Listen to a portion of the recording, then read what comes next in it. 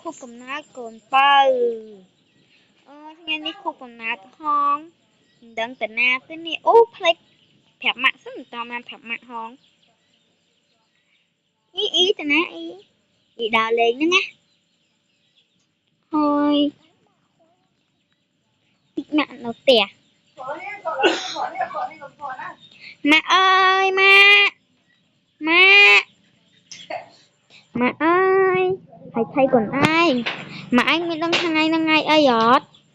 ម៉ាក់មិនដឹងថ្ងៃអីអូម៉ាក់អត់ដឹងទេថ្ងៃហ្នឹងខួបកំណើតកូនណា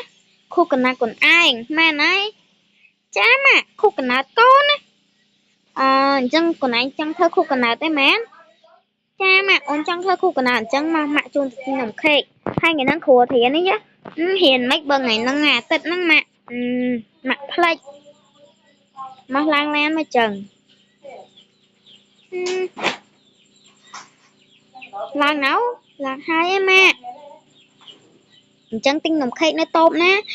តូបគាត់នៅភូមិបាក់ត្រាងហ៎គាត់លក់នំខេកម៉ាក់ម៉ាក់ភ្លេចគិតជីតាមផ្លូវហ្នឹងមែន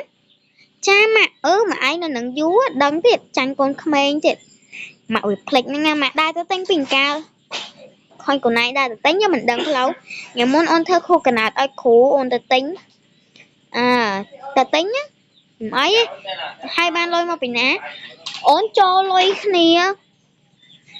ហ្នឹងមែនកន្លែងនំខេកគេហ្នឹងចាម៉ាក់កន្លែងនំខេកចិត្តសាលាចឹងតែមិនកូនឯងទៅទិញ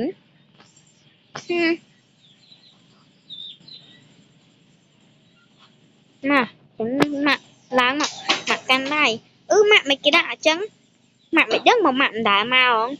អូនមកថ្ងៃមុនអត់ឃើញគេដាក់អញ្ចឹងហងគេអាប់ដេតដឹងម៉ាក់អត់ដឹងទេ Hello អ្នកលក់ទិញនំខេកអូនទិញនំខេកមែនទិញនំខេក4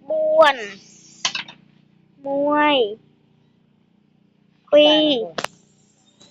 សិន